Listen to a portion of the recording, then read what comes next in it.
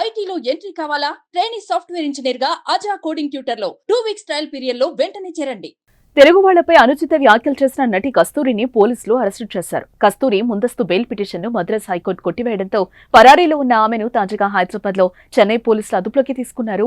Hindu People's Party of Tamil Nadu తరపున బ్రాహ్మణులకు రక్షణ కల్పించేందుకు ప్రత్యేక చట్టం తేవాలని డిమాండ్ చేసే క్రమంలో కస్తూరి తెలుగు వాళ్లపై వివాదాస్పద వ్యాఖ్యలు చేసింది. సుమారు 300 ఏళ్ల క్రితం రాజుల కాలంలో అంతఃపుర మహిళలకు సేవ చేయడానికి తమిళనాడుకు తెలుగువారు వచ్చారని, అలా వచ్చిన వారంతా ఇప్పుడు తమది తమిళ జాతి అంటూ పెద్ద పెద్ద మాటలు మాట్లాడుతున్నారని ఆమె కామెంట్ చేసింది.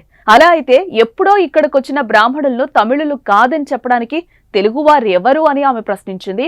కస్తూరి చేసిన ఈ వ్యాఖ్యలు దుమారమే రేపాయి. తమిళనాట వ్యాప్తంగా స్థిరపడిన తెలుగు వారిలో ఆగ్రహ జ్వాలలు రేగాయి. తమిళనాడుతో పాటు తెలుగు రాష్ట్రాల్లోని ప్రజలు కూడా భగ్గుమన్నారు. దీంతో ఆమె దిగి వచ్చి క్షమాపణలు చెప్పారు. నా తెలుగు కుటుంబాన్ని బాధ పెట్టడం లేదా కించపరచడం నా ఉద్దేశం కాదు. నాకు తమిళనాడు పుట్టినీళ్ళు అయితే తెలుగు గడ్డ మెట్టినీళ్లు లాంటిది.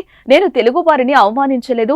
నా వ్యాఖ్యలను కొందరు వక్రీకరించారు. ప్రత్యర్థి పొలిటికల్ పార్టీలు నన్ను తప్పుగా చిత్రీకరిస్తున్నారని ఆమె అన్నారు. అనుకోకుండా వచ్చిన వ్యాఖ్యలకు నన్ను క్షమించండి అని వేడుకున్న తెలుగు వారిలో ఆగ్రహం చల్లారలేదు. తమిళనాడులో పలు చోట్ల కేసులు నమోదయ్యాయి. పోలీసులు భారతీయ నాగరిక సురక్షా సంహితలోని 4 సెక్షన్ల కింద కేసైతే నమోదు చేశారు. మధురై పోలీసులు తనపై పెట్టిన కేసుకు సంబంధించి ముందస్తు బెయిల్ కోసం కస్తూరి మద్రాస్ కోర్టులో పిటిషన్ దాఖలు చేశారు. కస్తూరి చేసిన వ్యాఖ్యలకు పూర్తి ఆధారాలు ఉండడంతో న్యాయస్థానం ముందస్తు బెయిల్ నిరాకరించడంతో చివరికి అరెస్టు కాక తప్పలేదు. అయితే ఆమె డీఎంకే పార్టీ నేతలు టార్గెట్ చేసి కుట్ర చేస్తున్నారని ఆరోపణలు చేస్తోంది. తమిళనాడు బ్రాహ్మణ కుటుంబంలో పుట్టిన కస్తూరి 1991లో నటిగా ఎంట్రీ ఇచ్చింది.